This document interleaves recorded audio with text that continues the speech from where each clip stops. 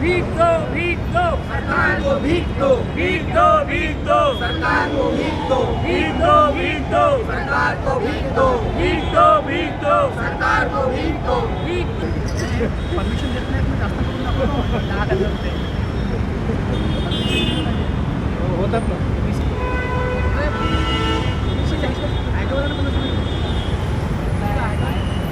दिले आपण आणखी 2-3 स्टॉप केले.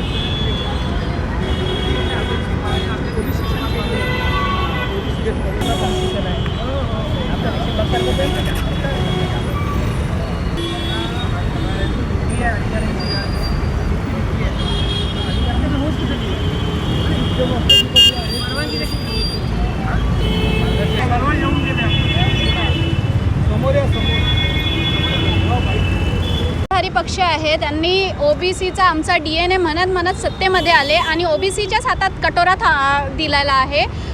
ओबीसी विद्यार्थ्यांसाठी यांच्याकडे पैसे नसल्यामुळे, निधी नसल्यामुळे आम्हाला आज यांना विद्यार्थ्यांना, ओबीसी विद्यार्थ्यांना भीक मागून यांना सरकारला द्यावं लागत आहे. जर हीच भूमिका सरकारची ओबीसी बाबतीत राहिली तर येणाऱ्या काळामध्ये ओबीसी काय आहे हे सरकारला दाखवण्याचं काम आम्ही करू. राष्ट्रीय संयुक्त मोर्चाचा महासचिव आहे आणि ओबीसी जनमोर्चाचा राष्ट्रीय उपाध्यक्ष आहेत आणि अखिल दिल्ली समाज महासंघाचा राष्ट्रीय अध्यक्ष आहेत. या सगळ्या संघटनांतर्फे या मुलांच्या रास्त मागणीला आम्ही समर्थन द्यायला इथे आलेलो आहे. म्हणजे सत्तेत येण्यासाठी हे सरकार आमच्या ओबीसी SC ST बांधवांसमोर मतदानाची भीक मागतं आणि आज त्याच SC ST OBC आणि खास करून आमच्या ओबीसीच्या तरुण पोरांवर, शिकल्या पोरांवर अक्षरशः इथे भीक मागण्याची वेळ आणलेली आहे. म्हणजे महाज्योती, त्याच्यानंतर सारथी, बार्टी आणि अमृत या ज्या काही 5-6 योजना आहेत, या सगळ्यांना समानतेच्या नावाखाली आम्ही समान निधी देऊ आणि समान फिगरवरच आम्ही त्यांची शिक्षणाची सोय करू. हा जो GR आहे हा अतिशय घातक आहे. पोरांच्या भविष्याशी खेळणं आहेत. कारण ओबीसींची संख्या जास्त आहे. तो जर महाराष्ट्रामध्ये 52 ते 60% दरम्यान असेल तर त्या अनुषंगाने त्यांची संख्या आणि त्यांना निधी मिळाला पाहिजे. समानतेचा अर्थ असा नाही होत की समजून चाललं की एखाद्या परिवारामध्ये 10 लोक आहेत तर त्यांनाही तुम्ही 1000 रुपये द्याल आणि एखाद्या परिवारामध्ये जर 2 लोक आहेत तर त्यांनाही तुम्ही 1000 रुपये द्याल. ते संख्येच्या प्रमाणात असले पाहिजेत आणि ते मानवतेचं तत्त्व हे सरकार करत नाही आहेत.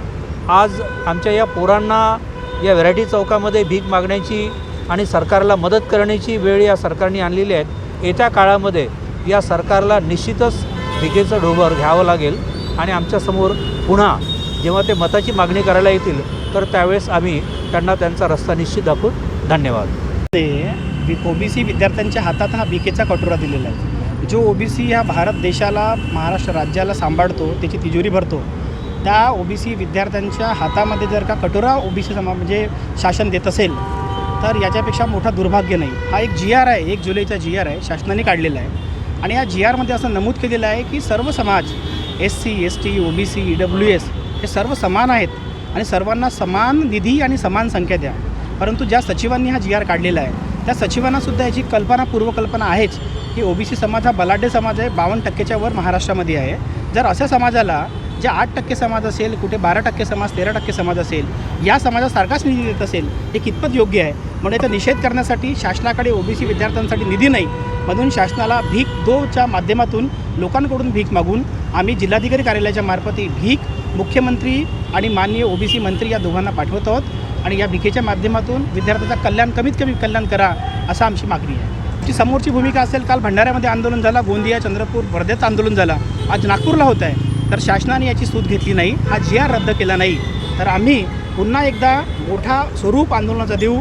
जिल्ह्यात तर आंदोलन होतीलच, पण मोठमोठ्या शहरांमध्ये मोठ्या संख्येने लोक रस्त्यावर येतील, विद्यार्थी रस्त्यावर येतील. याची कल्पना आम्ही शासनाला देतो आहे. शासनाने लवकरात लवकर हा GR रद्द करावा आणि आमची जी मागणी आहे लोकसंख्येच्या प्रमाणात निधी, लोकसंख्येच्या प्रमाणात संख्या ही मान्य करावी.